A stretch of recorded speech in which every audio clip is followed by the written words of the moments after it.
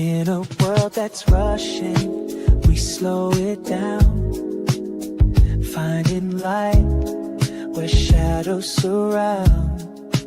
Heart to heart, where the truth is told. We rise together, stories unfold. The gold is within. If you don't go within, you go without. Every voice, every heart, it's what we're about. Together we rise, hand in hand, soul to soul. Warm, safe and loving, making each other. Hello, everybody. Welcome. We are the mother-daughter dynamic duo, and we have an amazing guest coming on. And I am Coach Rochelle. And like I said, I'm Coach Alisha Schwartz. And welcome. So beautiful. Go ahead. No, I'm just saying it's a beautiful question today, and I think we could all use it. Yeah, spiritual resilience. Yeah. I mean, that is huge, especially today in what the world is and what we're going through today in the world and just in life, period. Right. Well, challenges. And collectively also. And I think once you start this journey, it filters out. It's like a ripple effect because you start owning it and you're that person. And when you speak to others, what happens is that it's like a ripple effect. They understand what you're saying, and the healing process collectively is, phenomenal. It really is. So what's the question, Alisha? So what does spiritual resilience mean to you personally? What does spiritual resilience mean to you personally? Well, I think you have to have a foundation to start with, because if you don't, then you're all over the place. So I think first is having a spiritual practice of whatever it is that grounds you, centers you, helps you. What do you do that grounds you? Oh God, I've been doing meditations for 50 some odd years. Yeah. And then there are always so many other practices. But I think that for me it's gotten me through so much in my lifetime. And I think that is just such a powerful tool, is meditation. And it brings up the resilience that, it's always great when things are going great. Always easy, always great. But when there's a challenge, that's when you really need it. Yeah. And what if we don't need it only when there's a challenge, right? Because I think absolutely. It gives you the foundation to living freer life, a happier life. Correct. More balanced life.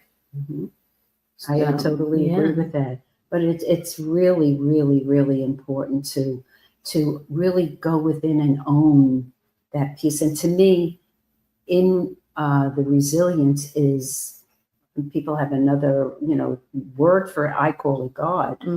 And when you're in that and you could be in the silence of that, it's like the messages you get after a while are just absolutely phenomenal. It really, really is. Yeah. So to me, I think that's one of the best ways.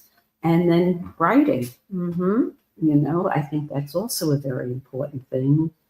And feeling safe with other people so you can share that resilience if you want to, if you feel safe. What about you?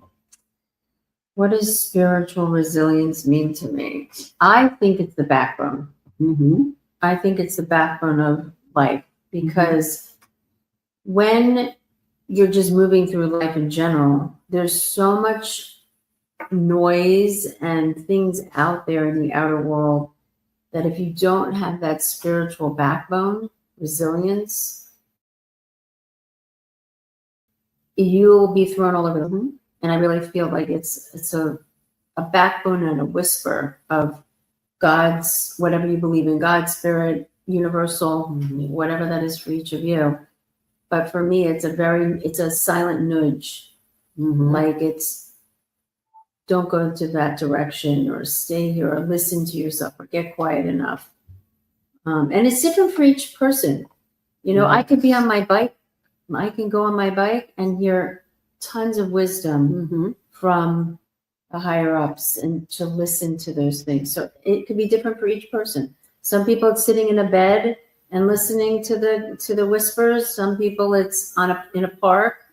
Some people it's, you know, sitting at a, you know, wherever that is for you. It's all individual. And I think it's also even listening to somebody that we know for many, many years, and what she's doing, it's like you listen, you go, wow, she's really living her life. She's getting rid of everything, and she's just following spirit. Yeah. And it's like, that excites me.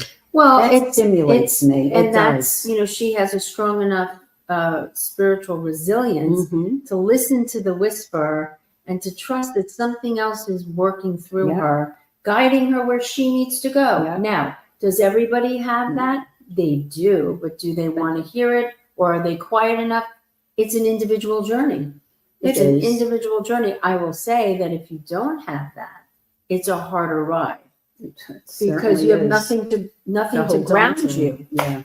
So that's what that means to me, spiritual resilience. And I think it's great. I really do. I think that whatever it is that she's doing, she sold everything. She gave up her career, everything. Yeah. She's in a B&B now, and I admire her strength. Really. Yeah, that she's doing that. And she's following spirit. She just is. That's what she said. Absolutely. Which is huge. It's a huge thing. And you do find a lot of strength in all of this. You do. You really do. So with all of that being said, we're going to come back in a moment with our special guest, but we'll be right back with our special guest.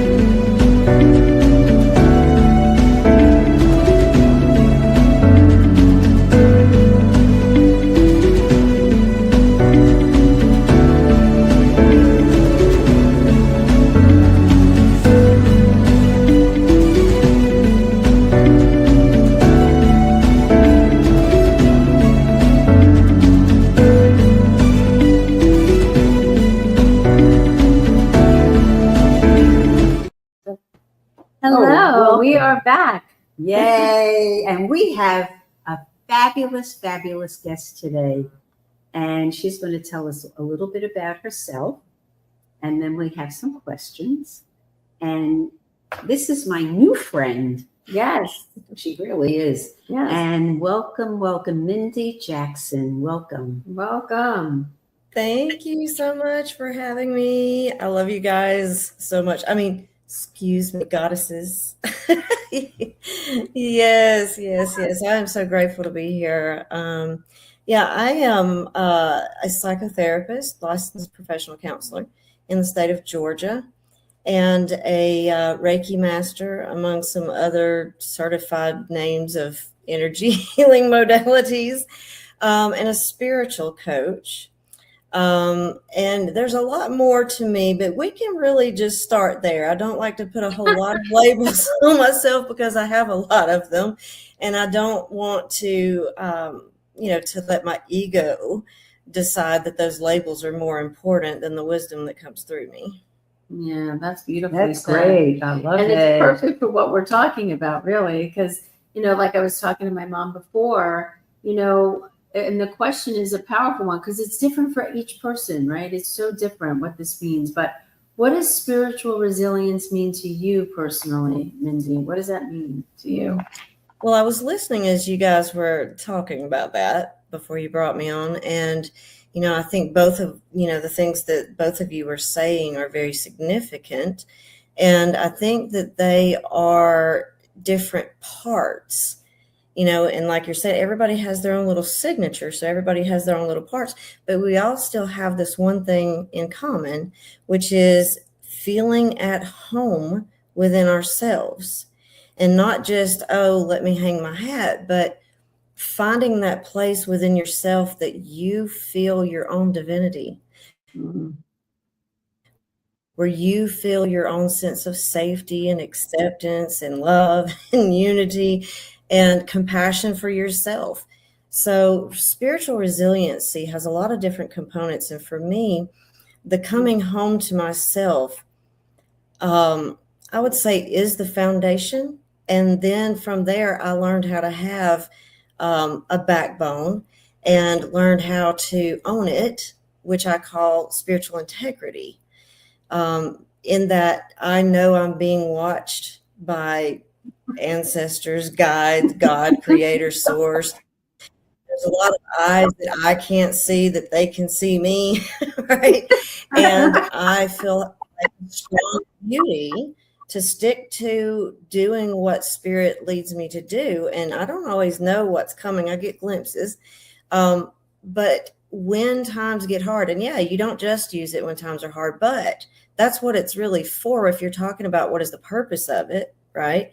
The purpose of resiliency alone is to help you bounce back, because that's what resilient literally means. So like I hear a dodgeball in my head, hitting the wall, and it's making that sound we all know, right? So that pushback, right? The ball bounces back and it retains its original shape. So it's sort of like life throws us dodgeballs, right? Sometimes they hit us. Sometimes we're the ones that bounce back from the ball. So, it's sort of like, is what I'm experiencing just something I have to bounce back from? Or is there meaning in the experience that I take with me that adds to who I am while I still maintain my original shape, so to speak? Mm-hmm. Yeah. That's beautifully That said. really is. That really is. I like really that one. Integrates it all from what we're all talking about. That is really awesome. And so the other question is, where do you find strength and hope during life's most challenging seasons?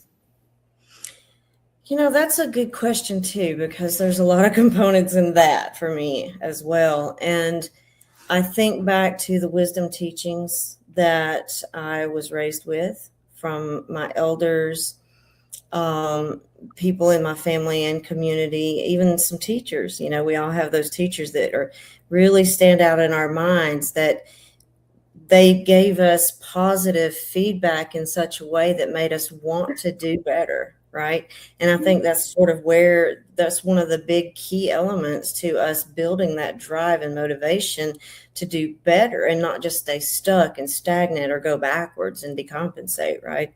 So, I think that having those words of wisdom to hold on to, and things that you gain along the way that mean something to you.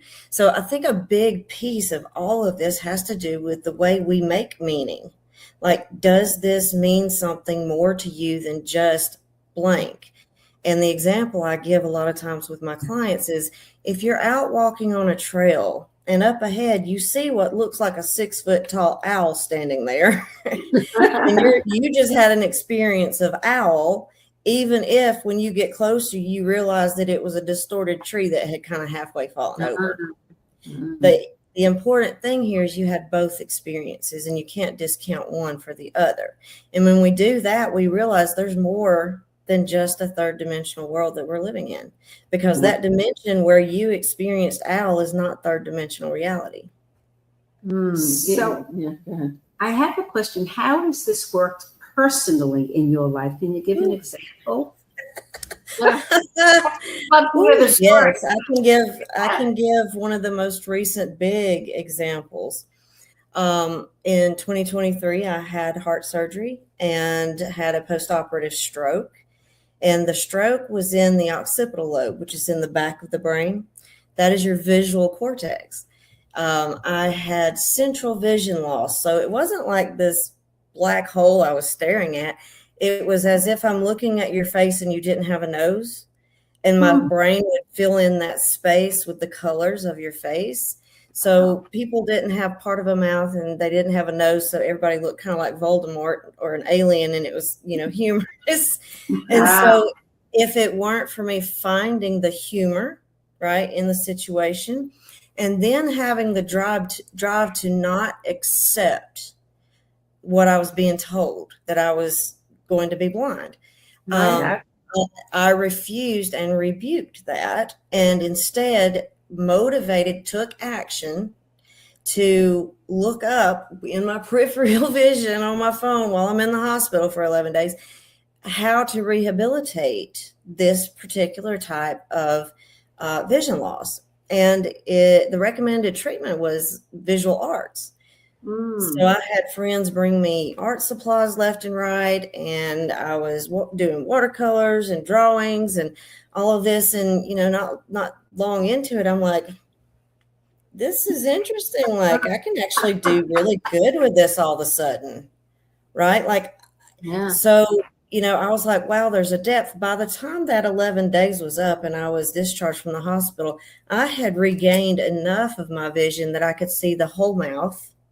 I still couldn't see noses yet, but I could see all of the mouth. And that gave me hope.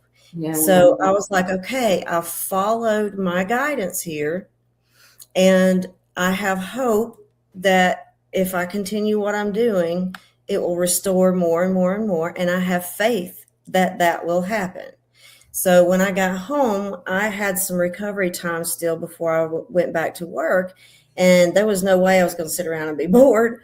And so I wanted to do more art. I felt really like engaged and motivated. And, I'm reminded of something a professor in grad school said one time about creativity.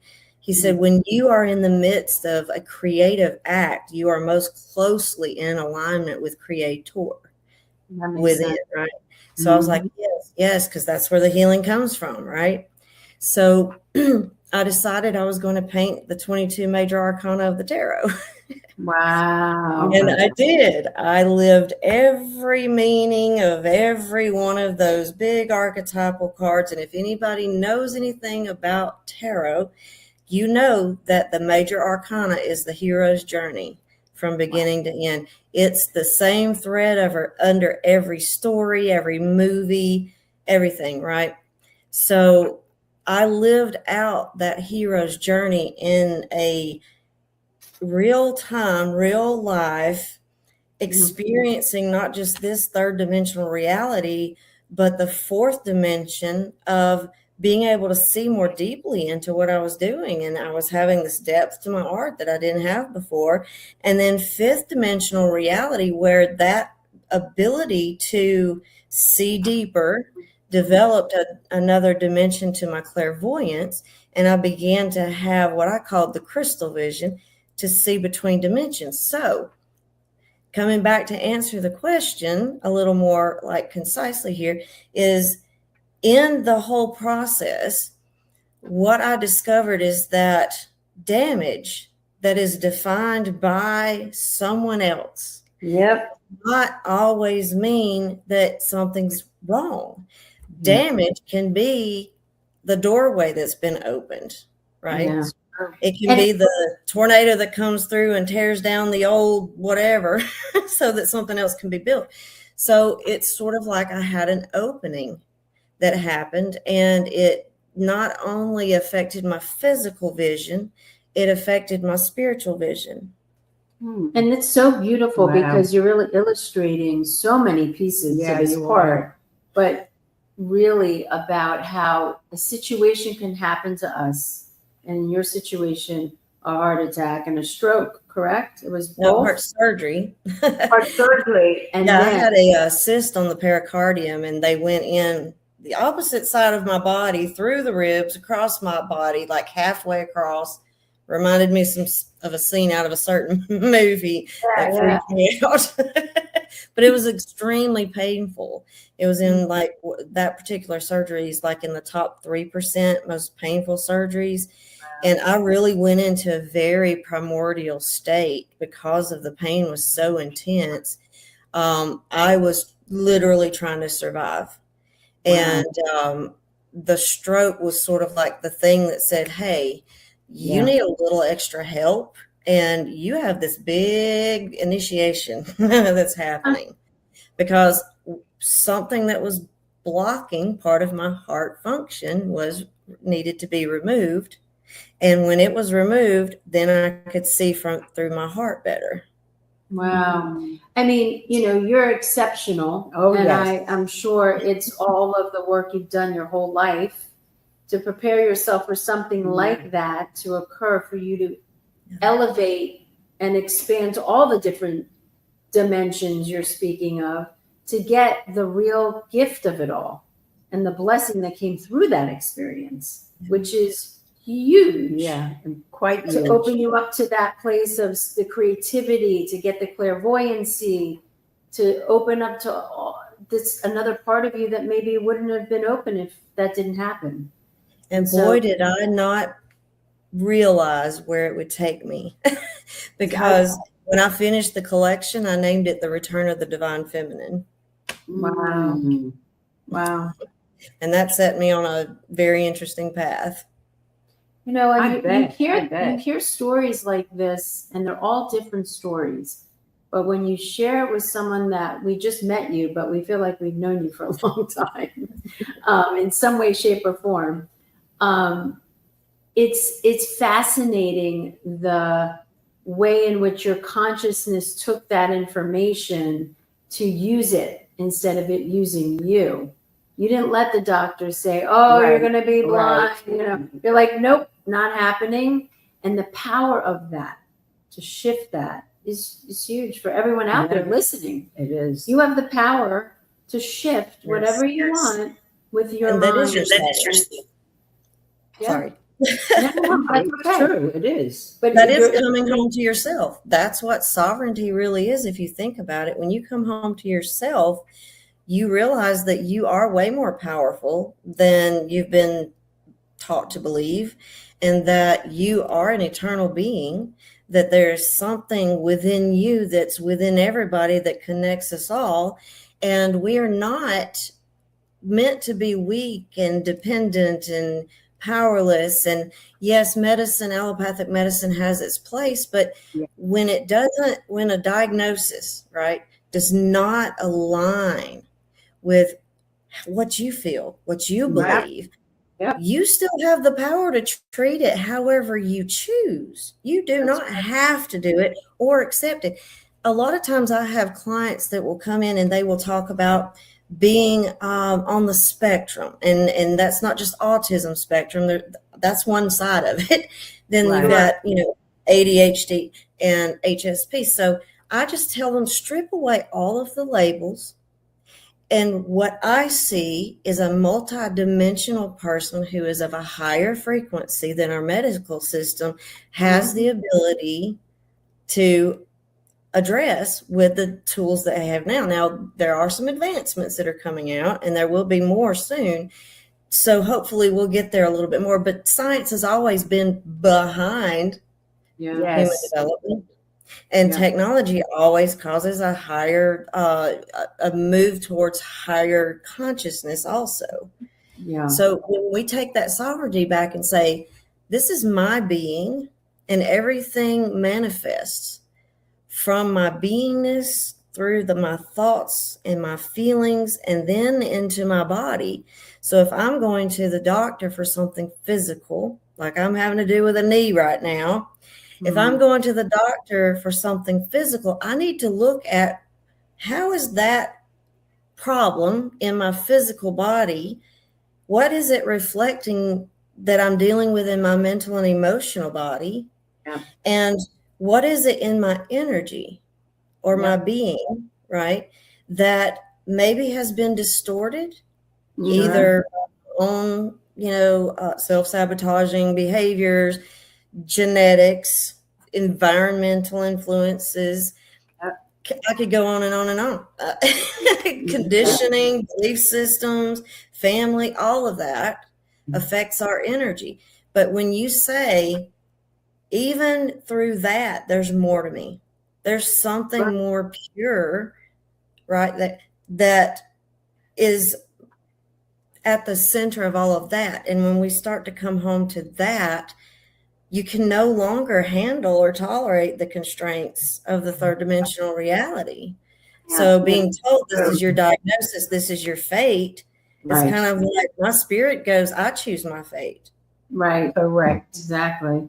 Yeah. So that's a good segue into like what daily practices, Mindy, help you stay grounded, centered, and resilient.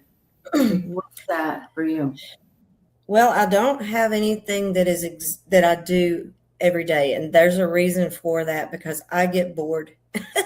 I get it's sort of like if we repeat a mantra every day, right at first it's real powerful for us and we can really feel change, but if we keep doing it, we become numb to it, we desensitize to it, and it's like empty words.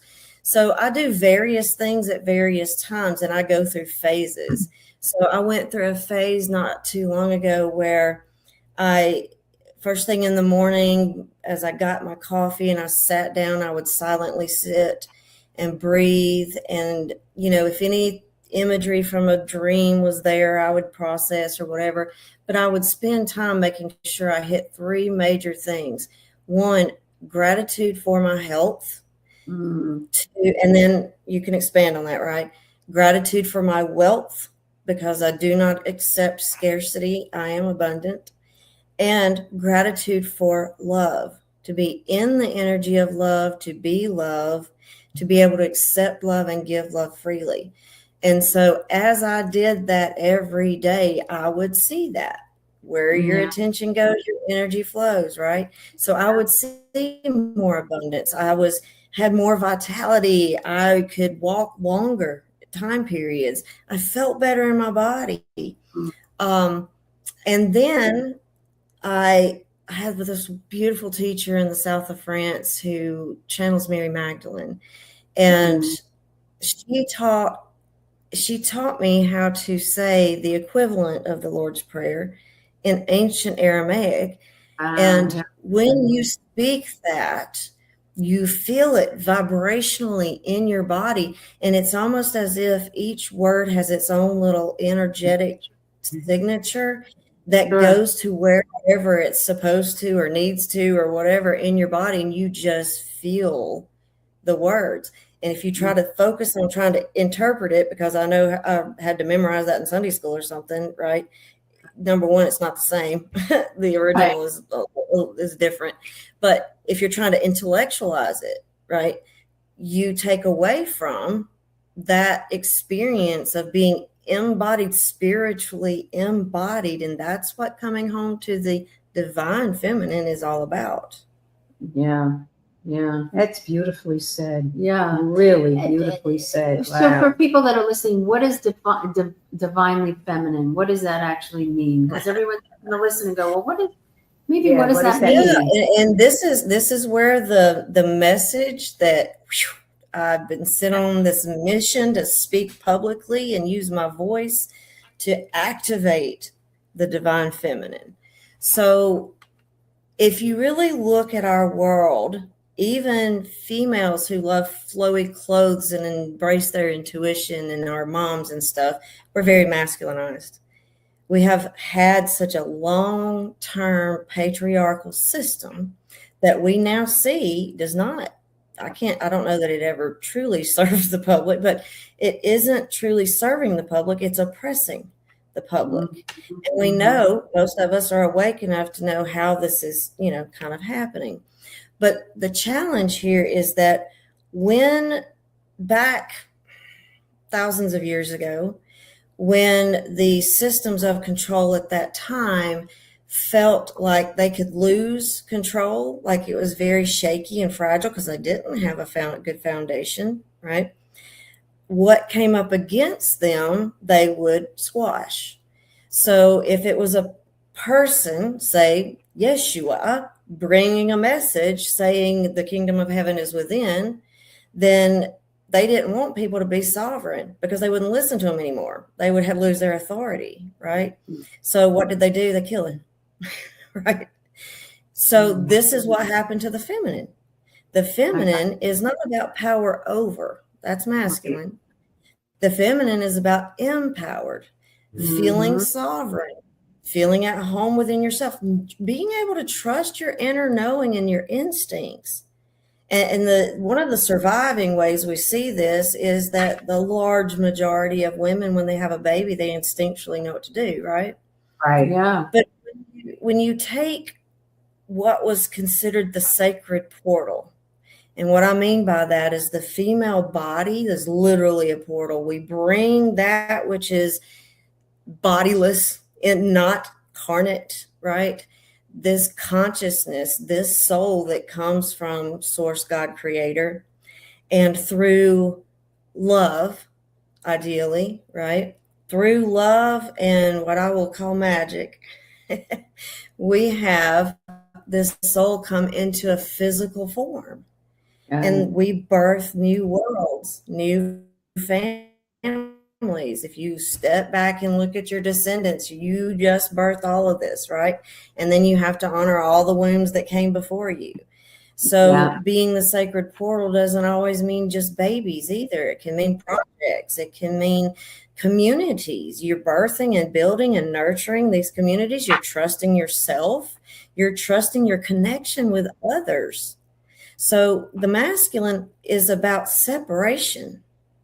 Yeah. It is about protection, showing that strong protection. It is about making provisions, but it's also about power over. What it has power over is what has to be defined for sure. Yeah. So when I say the divine feminine within, what I say is the things that God, our ancestors, killed just for being women.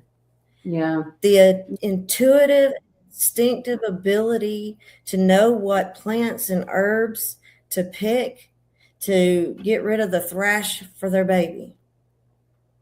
Yeah. The sacred rites that used to be part of life, the anointing, the rites of passage at various ages, women's business, how women had their circles for menstruating, and how that was a time when women came together. They would often cycle all together in a community.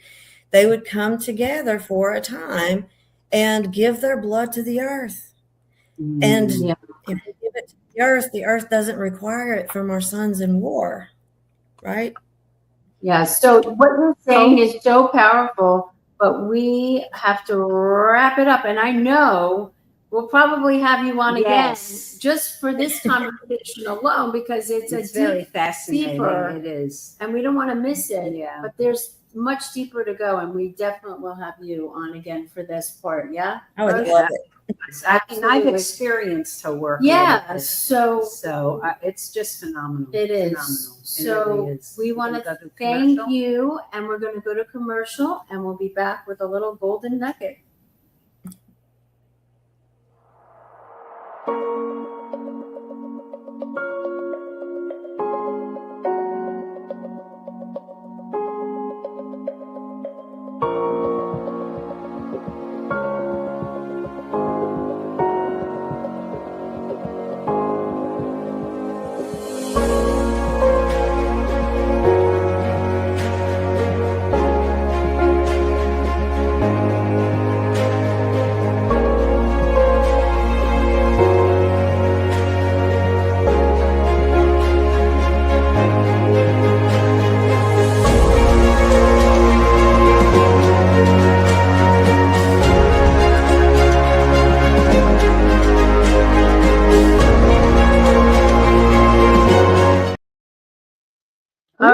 back. We are back. Wow. That was a powerful What a conversation. teaching moment, really. Mindy Phenomenal. she's Powerful, fabulous, Mindy yes. Jackson.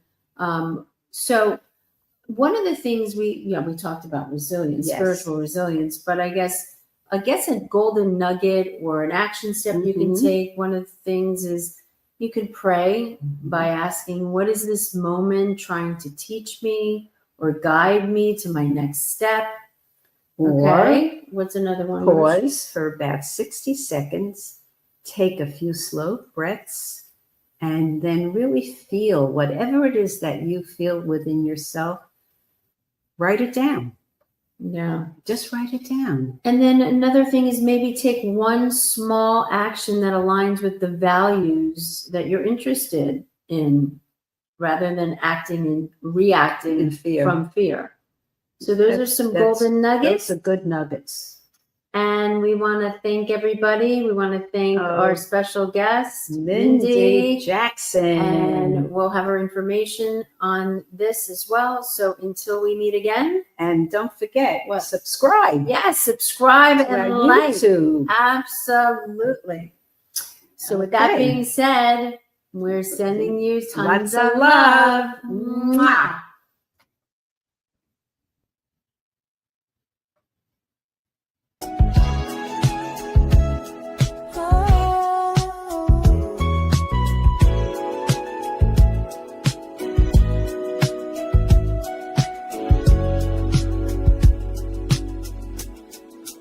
In a world that's rushing, we slow it down, finding light where shadows surround.